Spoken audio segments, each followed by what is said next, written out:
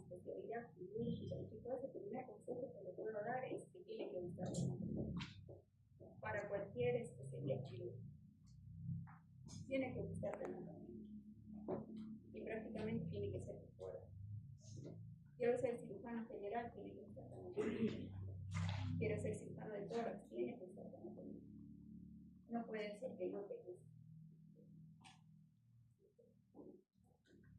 Y tienes que dominarlo, no solo buscar, porque de ahí va a empezar la base del futuro cirujano que vas a hacer. El cirujano de cualquier parte, puede ser neuro, puede ser cirujano de tórax, puede ser cualquier tipo de cirugía. Tiene que gustar. Doctora, quiero ser cirujano, no me gusta la anatomía, pues tal vez estés equivocando en la inclinación. Puedes elegir alguna otra especialidad. Es un consejo, no en realidad ni siquiera es una crítica. Es un consejo que les puedo dar. Ya estaba ya completando y se volvió a descubrir.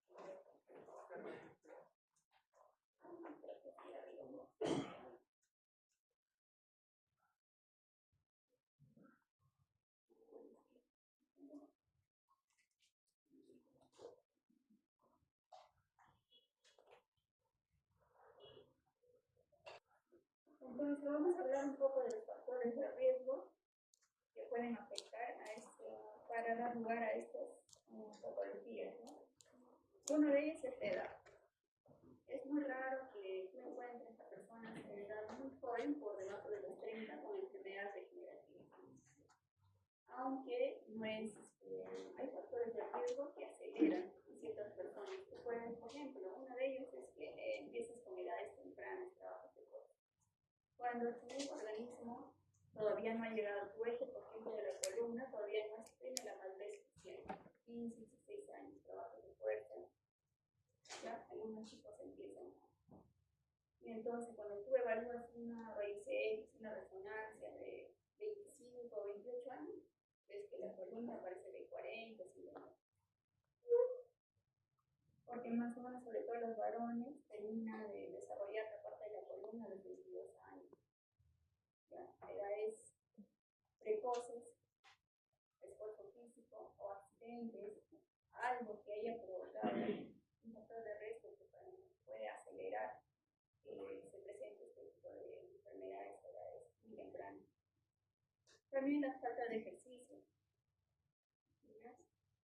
Para que la columna se mantenga en el eje, tiene que los músculos paravertebrales tienen que tener la fuerza del tono suficiente para que puedan mantener la posición o caminar de forma bípeda. Si no pasa eso, en el tiempo, incluso personas jóvenes, por exposiciones viciosas, va a haber una deformación de la columna. Lo otro es el sobrepeso. ¿Ya?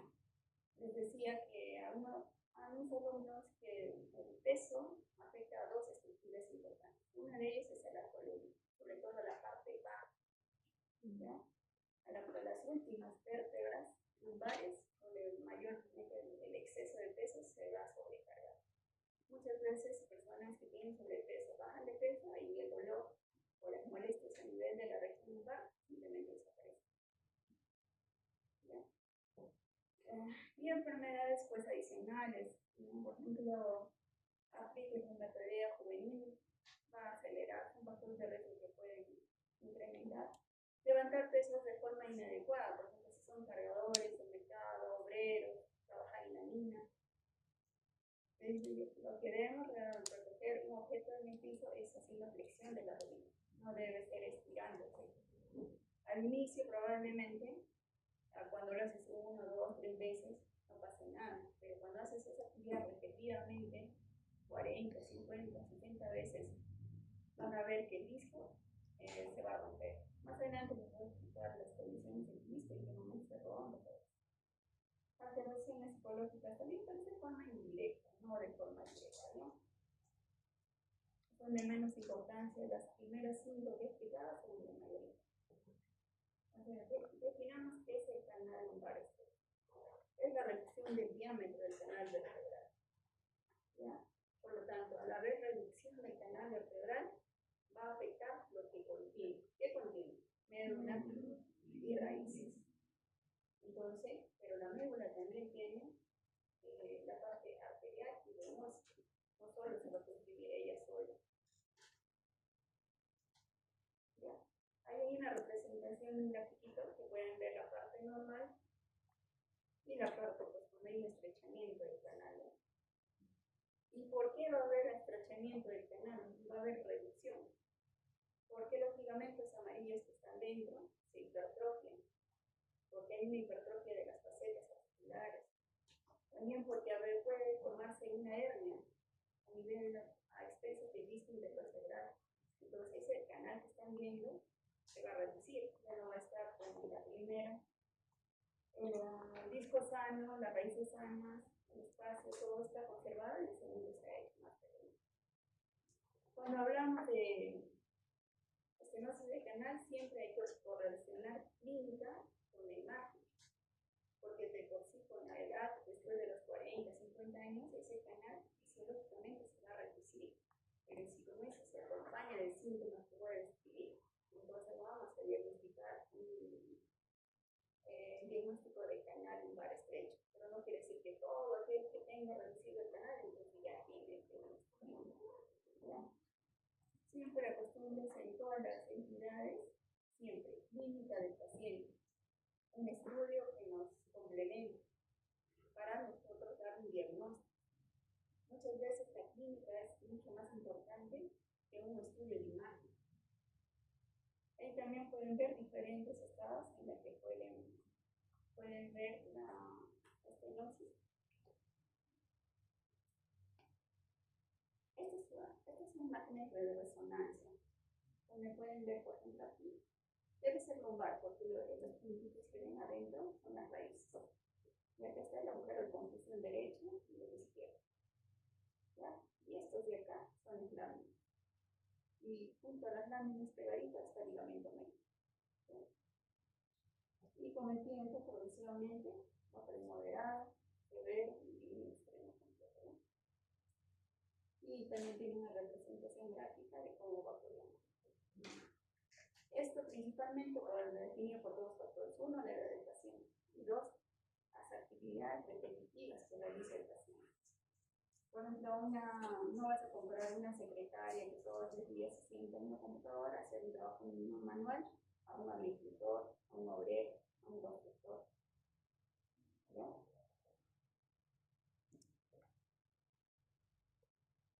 Acá hablamos de la prevalencia con respecto al grupo poblacional, 4.9%, población general. La edad va aumentando a partir de los 40, 50, 60 años. O sea que no es en realidad de gente joven, generalmente personas mayores. Y va a estar no todas las personas mayores. ¿Por qué? Hay que preguntar.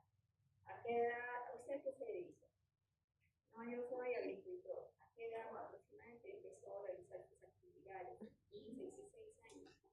O trabajo en la mina. O soy constructor o trabajo en construcción. ¿Ya?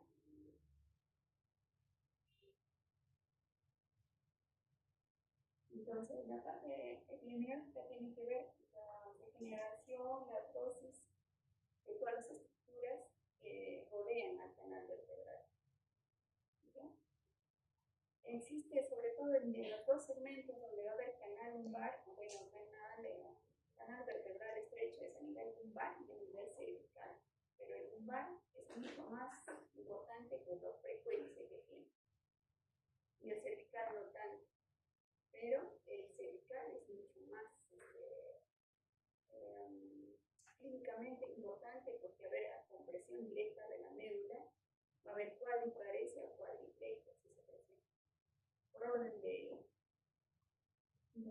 presentación, ¿ya? Y a nivel lumbar, el E4 del equilibrio. Esta es la última vértebra prácticamente, ahí es donde va a haber la mayor porcentaje de alteración, porque es las últimas vértebras donde va a soportar el mayor peso, donde las lesiones van a ser mucho más graves.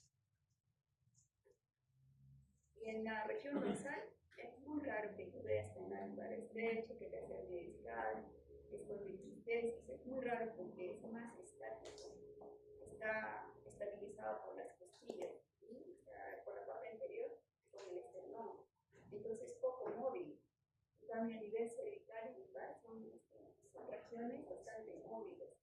lo que va a provocar en el tiempo que pueda haber más presión. Entonces, esto es lo que yo les mencionaba, un estrechamiento anatómico propio de la edad, sumado a una sintomatología clínica que voy a explicar. Bueno, hablemos de una estenosis sistemática del paciente. Por lo tanto, no es solo que tengamos una imagen, una resonancia donde observo que hay un estrechamiento del canal, entonces podemos hablar de una estenosis. Siempre por la lesión clínica radiológica.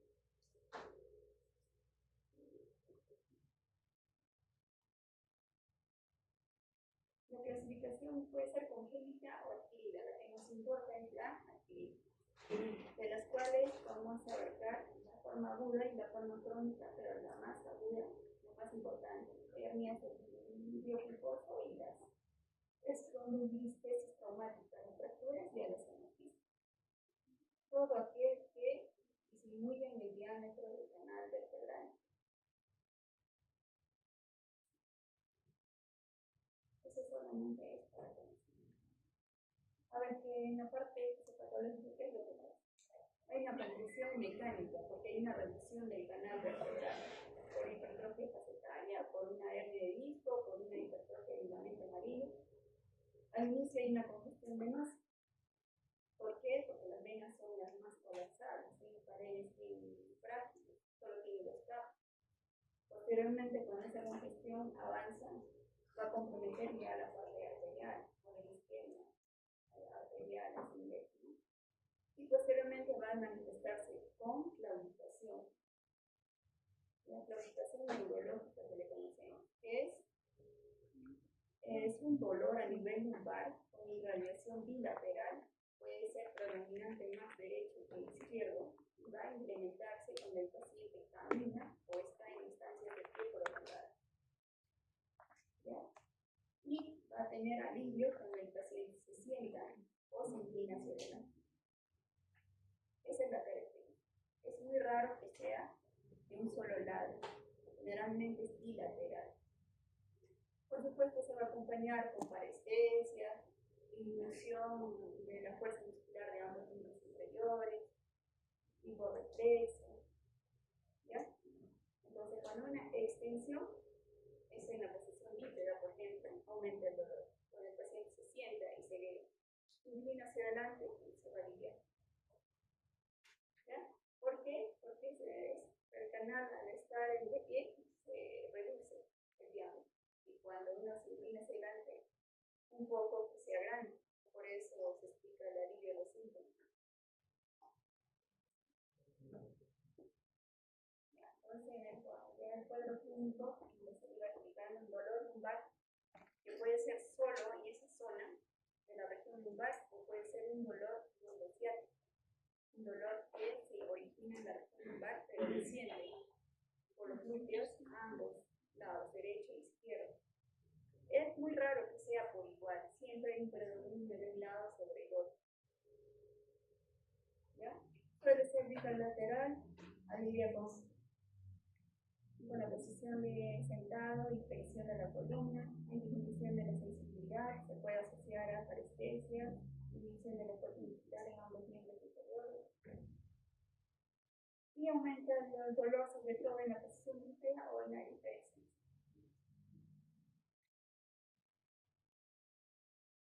Para el diagnóstico, ¿qué son importantes? ¿Qué estudios son importantes? Empezamos el estudio básico, que es un rayos X.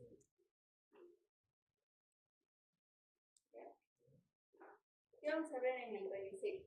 Esta es una vista AP y esta es una vista lateral. El rayos X pueden ser solo dos vistas, AP lateral, puede ser estático o dinámico. Estático quiere decir el paciente y dinámico es hiperextensión o hiperflexión. A veces en la posición estática, a ver, algunas lesiones no se van a poder visualizar, sobre todo cuando están en estadios tempranos, no se ve, pero ya en estadios avanzados se ve. ¿Qué es lo que podemos ver acá? Si se dan cuenta, en la vista P, con la columna, el eje de la columna está en esta posición, ya se marca. Si se dan cuenta, no está en posición neutra. ¿Sí? Aparte, si se dan cuenta, los bordes se ven como osteotitos, crecimiento óseo. Eso nos da indicativo de que es una persona ya más de 40 años, 50, 60 años. Pero en la posición lateral, que es lo que hay que ver, el espacio interno. Si se dan cuenta, acá está reducido, acá también. Lo otro hay que ver que es los agujeros de confusión, que son estos. Los agujeros de confusión por donde sale el nervio espinal. También puedes ver cómo es degenerativo, no es traumático, también puedes ver si hay fracturas, pues disminución de la altura de la vértebra, ¿no? Pero aquí tienes que ver si está en posición de hay una escoliosis para el lado izquierdo, hace inclinación. Puede también ser por el dolor, porque a veces cuando hay dolor en esta zona, el paciente no va a estar recto, sino va a estar inclinado, compensatorio, una escoliosis compensatoria por dolor. Pero también puede ser que por el tiempo en que el paciente evoluciona, la columna simplemente está así, ¿no? ¿Ya? Entonces empezamos con un raíz X lineal lateral, pero también puede significar raíz X dinámica, imperfección y inversión.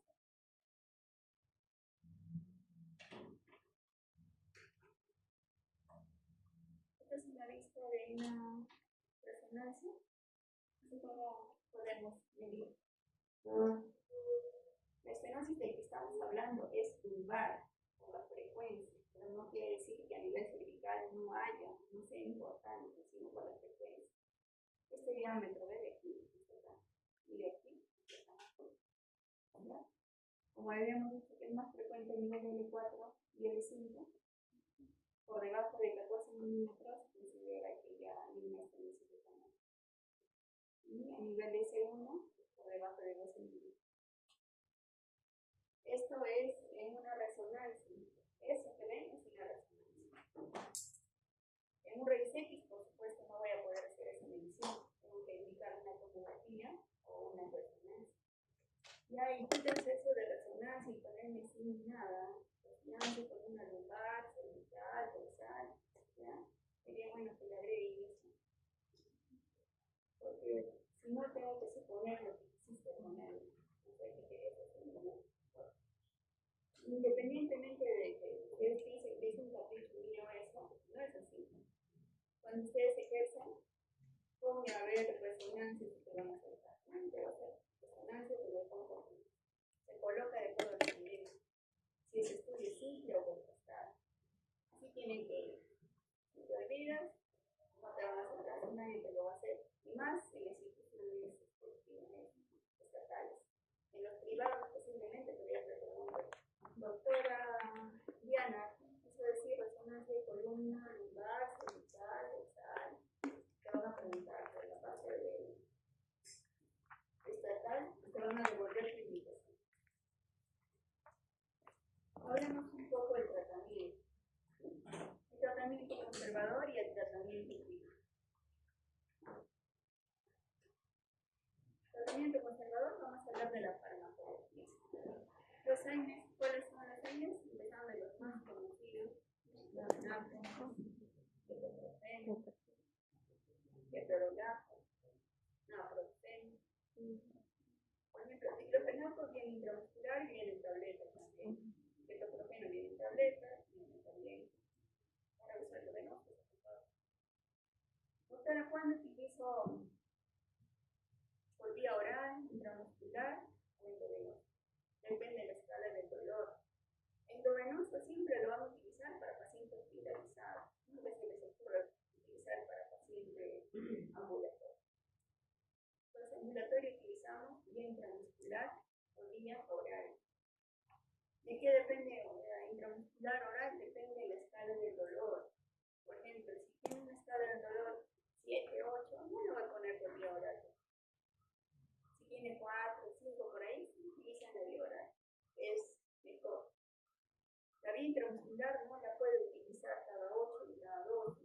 Utiliza en dosis única nada más, una sola vez al día. Y la vía endovenosa sí la puede utilizar cada 8 o cada 6. Pero es hospitalizado. No lo van a mandar para su casa cada 6 ni cada 8. Endovenoso estoy hablando. Oral sí le puedes poner en tableta por vía oral cada 8 cada 6. De 3 a 5 días como máximo. No le van a poner por 10 días, porque van a acabar con no y con olvido. La mayor parte saben que son hepatotóxicos. Y otro importante, la gabapentina. La gabapentina es un antineurítico. Va a actuar desinflamando el nervio directamente. Inicialmente la gabapentina se creó como anticonvulsivante, pero a pesar de que la carbamazepina era un mucho más mayor, era mucho más efectiva. Y nos dimos cuenta de que los estudios posteriores era mejor para el dolor neuropático. La prima hermana es la pregabalina. Tienen tabletas de 75, 150, 300. Lo podemos utilizar uno al día, cada 12 y cada 2 horas. ¿Ya? Entonces, cuando tengan un dolor lumbar, de la causa que sea, lo pueden utilizar. Sobre todo si se muestra que hay una compresión radicular, es importante usarlo. No se utiliza para 3-5 días. Normalmente tiene una acción prolongada. Al inicio tiene muy baja concentración en sangre, entonces necesita utilizarlo por lo menos 10, 15, 20 días. Con muy poquito no les va a hacer efecto porque no es un analgésico como tal. ¿Ya? La segunda línea de tratamiento tenemos a la terapia física. Importante fortalecer los músculos paravertebrales y disminuir el dolor. No se duerman porque luego van a tener problemas para su examen, ¿no? Saben que hay examen las 3 finales. ¿Ya? Fisioterapia, importante también acá. Y primero, generalmente yo personalmente, primero doy unas guías y tratar o disminuir el umbral del dolor. Y recién empezar con terapia física. No empezar de primero con terapia física, porque al estimular esa zona puede provocar más dolor. También existen las infiltraciones epidurales, inyecciones epidurales.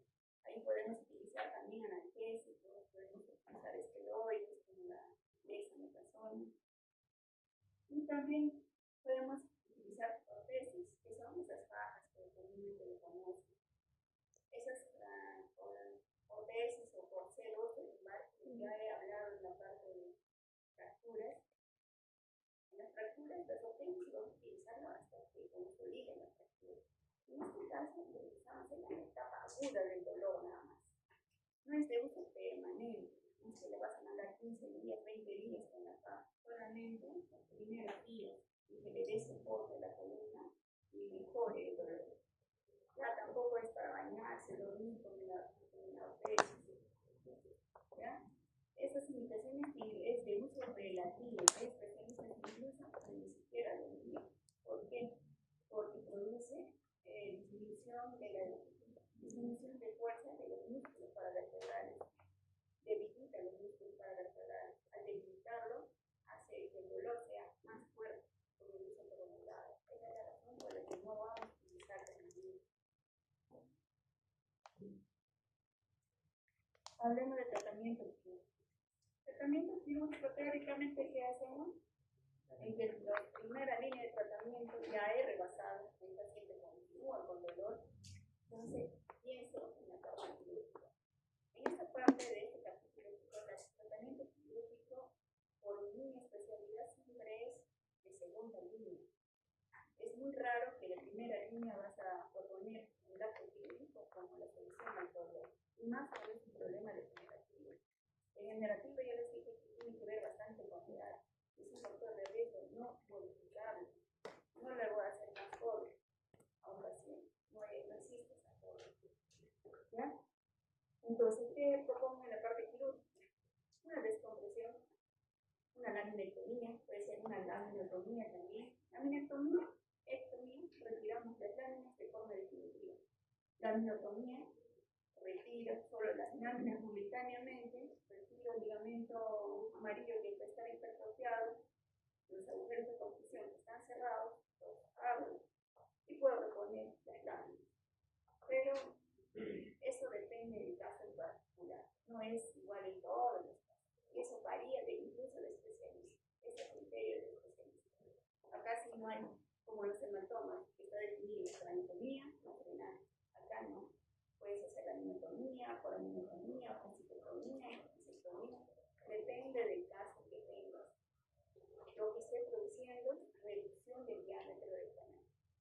¿sí? Voy a cambiar ya de tema. ¿Alguna pregunta de este tema? ¿Algo que no hayan entendido?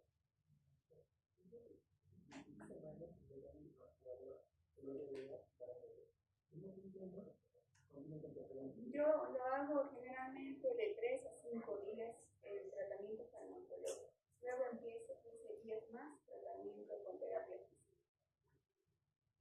Y por lo menos un mes tiene que estar con tratamiento para que tú decidas que esto no está funcionando y debo de proponer un tratamiento físico.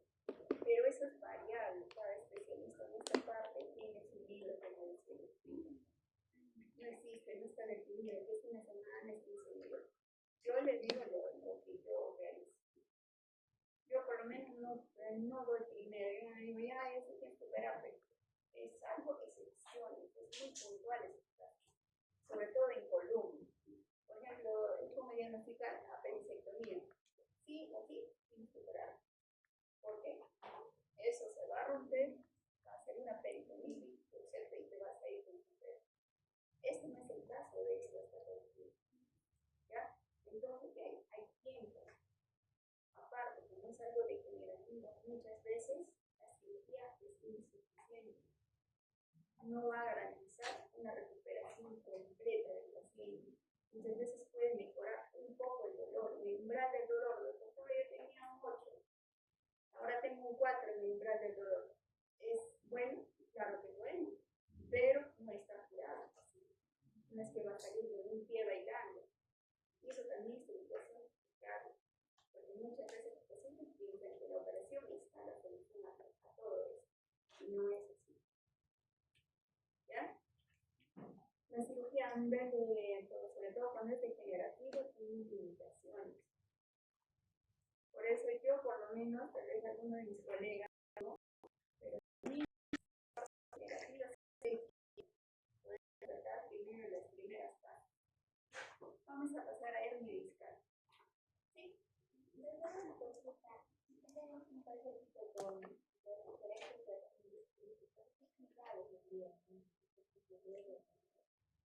sobre todo los factores de riesgo. Uno, si el paciente está gordito, hay que mandarle a otra vez. Lo otro, aunque no esté operado o esté operada, ya no debe de hacer esfuerzo físico. Si por ejemplo trabaja en 3 lugares, debe haber cambio de puesto de trabajo. Minería, como el que trabaja ahí dentro, no el que es ingeniero. ¿Ya? El que trabaja en construcción, pero el que construye, no el que supervisa.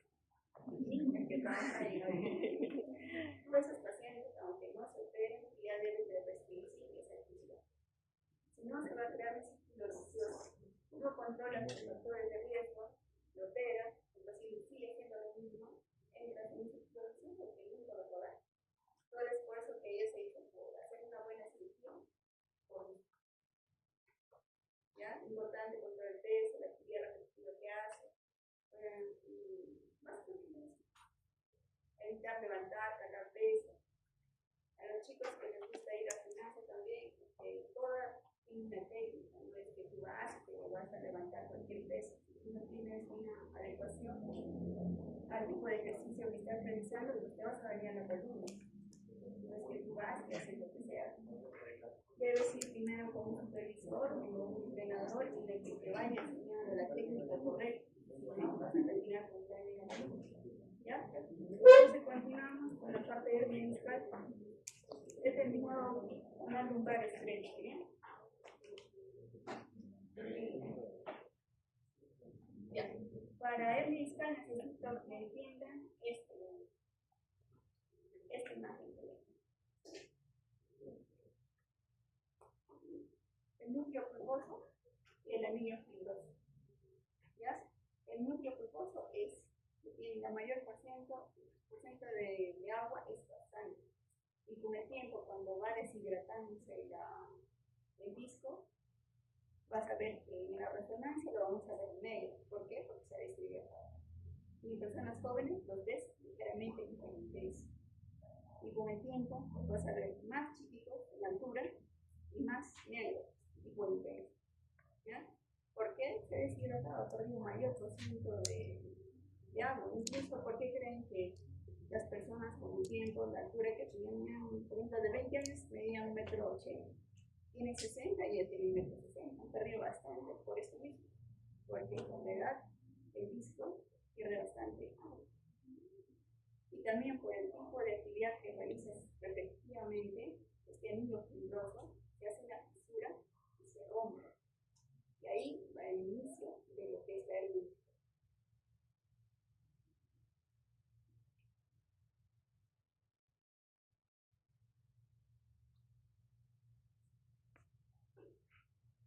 Por ejemplo, ahí pueden ver la disposición bípeda, el núcleo pulposo, el núcleo fibroso, posición neutra, cuando hay una hiperflexión, cómo se mueve, y cuando hay una lateralización, también.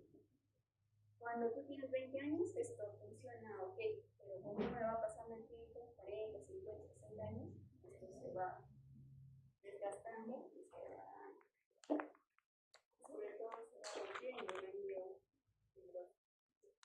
Las hernias discales pueden ser de tres tipos. La hernia posterolateral es la más frecuente. Por eso es que cuando ustedes vean un paciente con hernia discal, lo habitual, recuerden que la medicina no es una ciencia exacta. Para ser exacta, al 100% de los casos deben cumplir, pero no. Por ejemplo, la posterolateral es la más frecuente, que la fisura sea del lado, por lo tanto va a comprimir la raíz espinal derecha o izquierda. En verde están viendo la raíz espinal. Aquí se ha roto el anillo fibroso y el núcleo pulposo se ha extravasado. ¿Ya? Y el canal lumbar, como es una zona pequeña, empieza a comprimir. Esto verde es la raíz espinal que está saliendo por el agujero de confusión. ¿Sí? Entonces, todo el dolor, todos los síntomas van a ser de un lado, derecho o izquierdo. Es muy raro que sea central, ¿ven? Y solo comprima acá. Es muy raro y por orden de frecuencia solo es un dolor a nivel lumbar acá en esta zona. No claramente definido. Pero cuando es lateral, casi siempre el dolor y los síntomas va a ser de un solo lado, derecho o izquierdo. Y también puede ser bilateral, pero esto nunca lo he visto, la verdad. Esto está escrito en los libros, pero yo nunca lo he visto. Esto es el pan de cariño. Esto, excepcionalmente, pasa. Pero esto nunca lo he visto. ¿Ya? Entonces hay cosas que la vez pasada una de tus compañeritas me preguntaba. Está escrito en los libros, chicos, pero hay cosas que en la práctica no se hacen.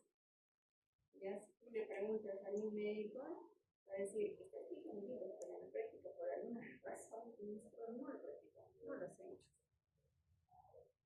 ¿Ya? Entonces, esto es lo más frecuente, eso es lo que van a ver siempre. Esto a veces aparece de vez en cuando, y esto nunca lo hacemos.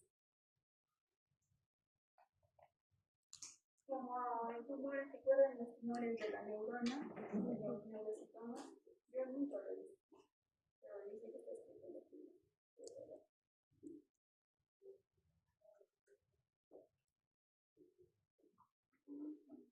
Ya, aquí hay una hernia posterolateral que está comprimiendo la raíz de este lado. Aquí los puntitos son las raíces que están descendiendo y conformando la cola de caballo.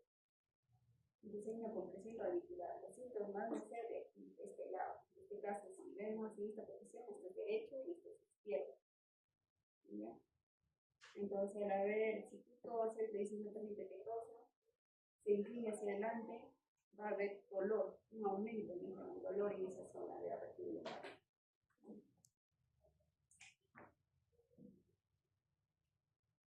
Generalmente este dolor es permanente, no es un dolor que viene y se va. Acá tenemos diferentes grados de formación de una hernia discal.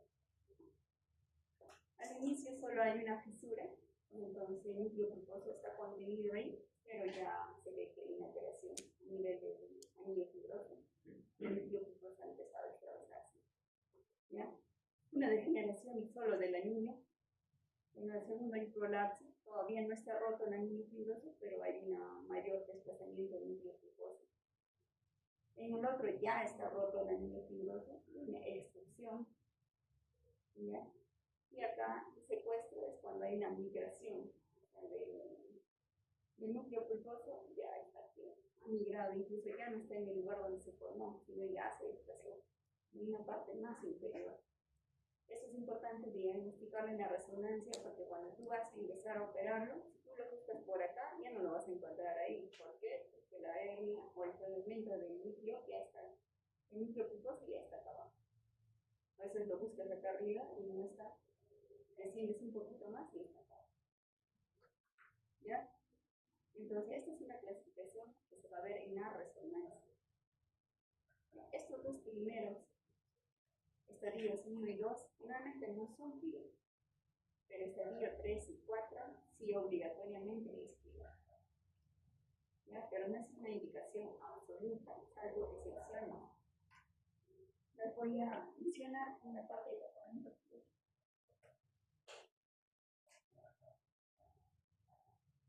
Nos hablemos, la clínica de hernia discal va a variar de acuerdo a la raíz comprometida. Varía con respecto a su gradación, no en forma general, involucra dolor, pérdida de fuerza muscular o debilidad y alteración de la piel. Esos tres. L2, L3 no es frecuente, pero ocasionalmente puede aparecer. ¿Cómo lo vas a identificar? Por un dolor a nivel de la cara anterior del muslo y que se extiende sobre la rodilla. Va a haber una debilidad para la aducción del muslo y el cuádriceps, la flexión de la cadera, y puede haber alteraciones a nivel de los reflejos rotulianos, disminuido o incluso ausente. Este tipo de hernia es muy raro que se presente, porque es una hernia alta, si se ven L2, L3. Lo más frecuente es L4, L5, L5, L6. Pero quiero que vean que la irradiación del dolor va a cambiar de acuerdo a la raíz comprometida. La raíz comprometida es la inferior, L3. Hernia discal se habla porque es el disco intervertebral. La raíz comprometida es L3.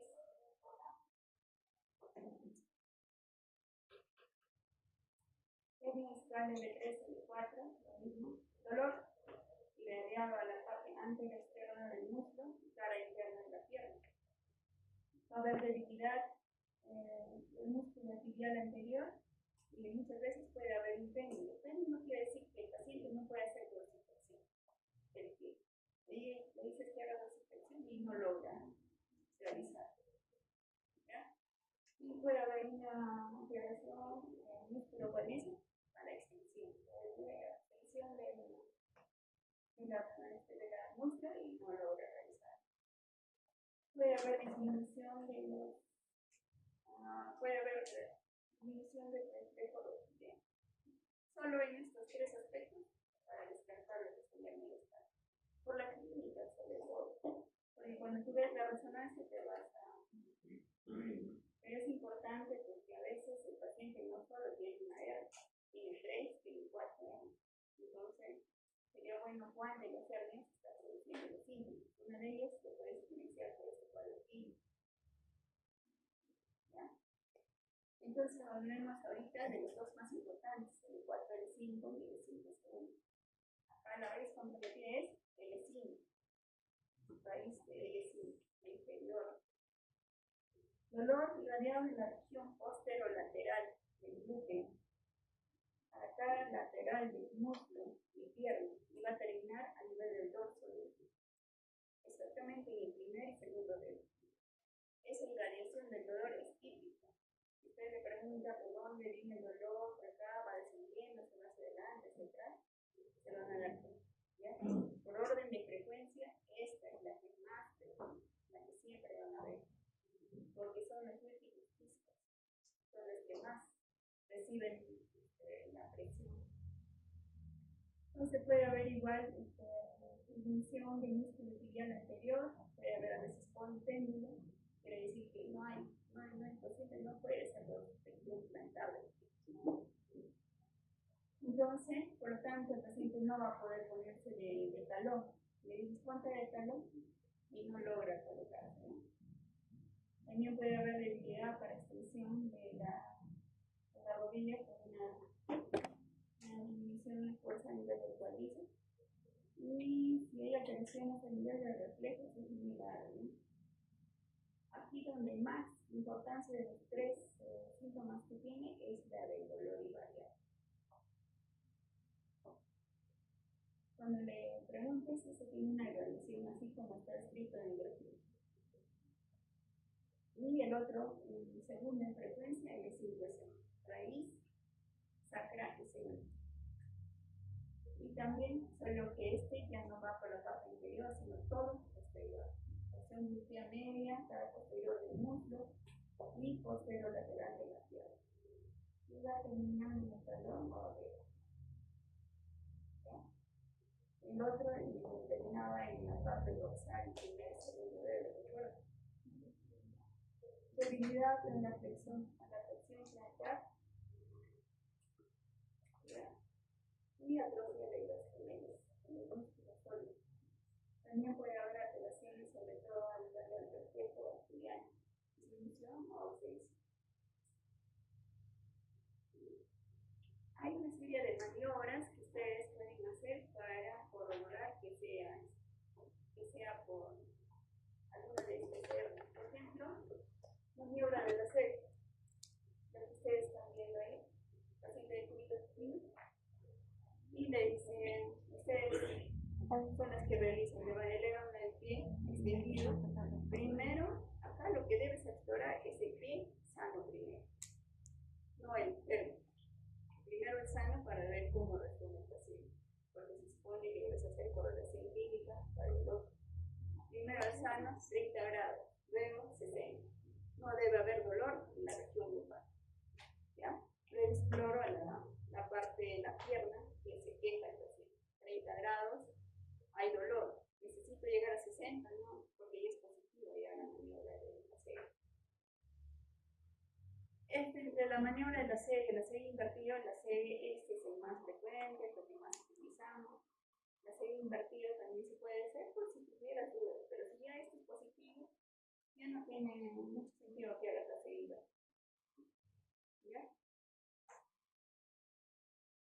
A veces los problemas por hernia discal pueden confundirse con alteraciones a nivel de cadera, sobre todo cuando hay hernia discal en mujeres, que puede haber alteraciones a nivel de la cadera, ginecológico, un dolor reflejo. Es un poco difícil de evaluar la parte, sobre todo de mujeres, con hernia discal, por la cercanía de órganos adyacentes que puede ser. Maniobra de Bragas también.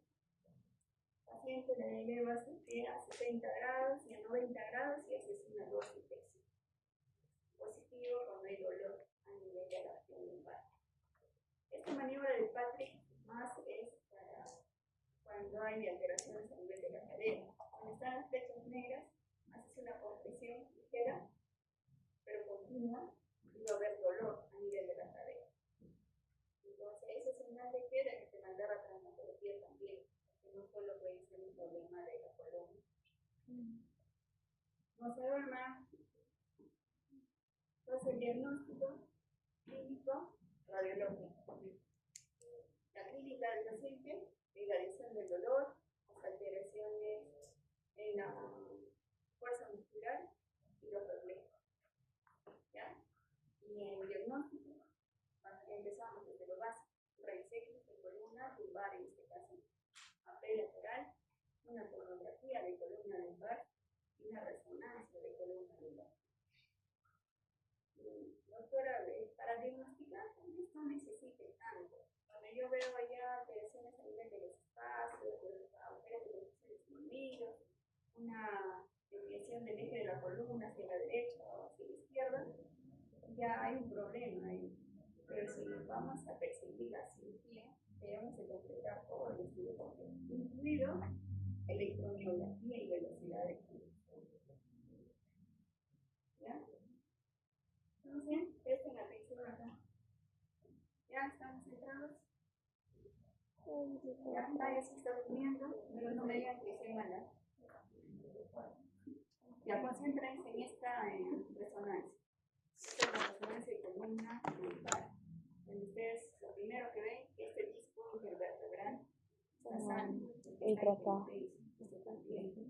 Pero este disco intervertebral, L5, S1, este 5, este es sacro, L5, S1. Está intenso, es mira en altura. Y hay una formación, una protrusión posterior, bien delimitada, bien formada. ¿Ya? Y entonces, ¿qué estamos hablando? Una hernia discal.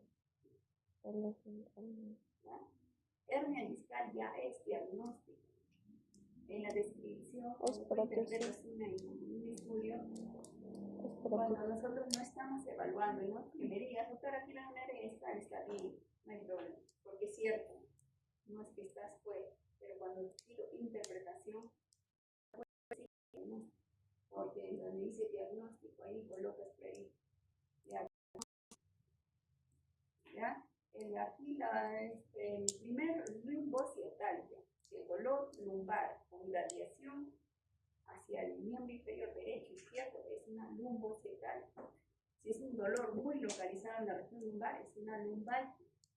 Entonces, como síndrome, es un síndrome doloroso lumbar, es un síndrome doloroso lumbociático. Pero ¿cuál es la causa en este caso? Si ya tengo una resonancia y estoy demostrando que ese síndrome está producido por una hernia discal, este es mi diagnóstico definitivo, porque ya te estoy mostrando un estudio. Pero si yo solo te doy la clínica, tú puedes decir presuntivamente, yo sospecho que puede ser una hernia. Pero si tienes un estudio definitivo, tienes que dar un diagnóstico definitivo. ¿Ya? ¿Ya? Entonces, es imagen cita de Ya, eso está. y acuerdo de siguiente. Es que, Y como no se va todavía la etapa, pero también quiero. Todavía falta. Aparte, falta un tema todavía.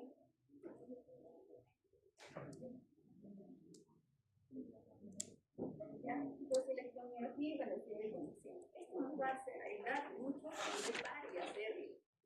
Hay pacientes que tienen hasta 4 o 5 años. Y por la imagen, muchas veces tú no lo vas a poder diferenciar. Las 5 años se puede operar, no. Generalmente puedes operar 1 o 2, pero las 5 no las vas a poder operar. Pero entonces no puedo operar un paciente con 5 hernias, sí puedes. Puedes diferenciarlo por la epidemiología. ¿Cuál de las hernias es la que está dando mayor sintomatología? Para eso es importante la sonografía y velocidad de conducción de miembros inferiores, porque se hace de miembros superiores, de miembros inferiores y de los 4 miembros. Que es básicamente la colocación de sensores y ver en qué trayecto o cuál de las raíces está afectada. ¿Ya? Puede traer L3, L4, L5, L1, cuál de las raíces. Y correlaciones con la resonancia y debe coincidir con la clínica también. Ahí estás asegurando una buena cirugía. Entonces, hablando de tratamiento médico. Tratamiento médico, yo no varía mucho con respecto a lo que yo he explicado para estenosis de cáncer. ¿Ya? Utilizamos aire. Podemos utilizar también acá, pero para uso hospitalario. Podemos utilizar, por ejemplo, proteína, tramador, pero no para uso ambulatorio. Endovenoso para 8 o para 6 horas. Para tratar el dolor. Recuerda que el umbral del dolor varía de acuerdo al paciente. Yo puedo tener un umbral de dolor bastante bajo o puedo tener un umbral de dolor alto. Eso no puedo evaluar solamente en escala de cuánto dolor. Pero puede ser variable, tampoco indica gravedad. Porque hay personas que simplemente no toleran mucho dolor. ¿Ya? El recurso no es un absoluto como tal. Puede estar en su casa y deambular dentro de su casa. Evitar esfuerzo físico de levantar, cargar peso. Ya es importante también notar la terapia física. Cuando es indicación absoluta de cirugía en realidad. cuando hay incontinencia urinaria y cuando hay una alteración importante de la fuerza muscular. Cuando ves que la pierna ya no le responde y lo que camina está arrastrando porque no tiene fuerza, esa es indicación absoluta de cirugía. Y cuando el tratamiento ya ha fallado, quiere decir que ya se ha hecho analgésico, ya ha hecho terapia, el paciente no ha mejorado en nada, y hay una hernia que está demostrada y que por el tamaño ya es clínico, ya no necesitas pensar. Por ejemplo, hay pacientes que al año hacen 3, 4 crisis de dolor porque no se retiran del trabajo que están haciendo, siguen en el mismo, es indicación de cirugía. ¿Ya? En estos pacientes seguiría el dolor de relajante muscular y dolor de Sí, la relajante muscular también se puede agregar a lo que he mencionado. Por ejemplo, la orfenadrina, aparte del esteroide, la dexametasona, la orfenadrina, los AINES, todo lo que son AINES, que ketorolaco, ketorolaco, diclofenaco, y los opioides son tramadol, codeína. Morfina nosotros no lo usamos habitualmente, porque requiere bastante control de la parte de farmacia. Sí, tienes que utilizarlo. Cuando hay un dolor neuropático por compresión radicular, la gabapentina o la gabapentina es si tienen dudas, tienen que preguntar. Ahora, este es el tercer tema que vamos a tocar, es conductor de estrés. ¿Qué es esto? Un desplazamiento de una vértebra sobre otra. La vez pasada creo que les hablaba de bistesis, pero de origen traumático. Esto es degenerativo. Con el tiempo pierde la estructura y se va desplazando. Una vértebra sobre la estructura inferior. En este caso, la imagen que demuestra ahí es de L5 sobre el SAC. No se duerman, ya vamos a terminar. Luego no quiero tener más la clasificación va de acuerdo al grado. Todas las espondilodistesis operan. El bajo grado 1 y 2 no se opera, solo lleva cuidados, terapia física y el uso de tratamiento conservador. Todo lo que he hablado de tratamiento conservador, grado 1 y 2. 3, 4 y 5 ya lo hablamos de alto grado y el tratamiento quirúrgico ya está indicado. ¿Ya? Ya, antes que me vaya, el tratamiento quirúrgico de hernia discal, ¿qué se hace? Se retira el segmento de hernia que está.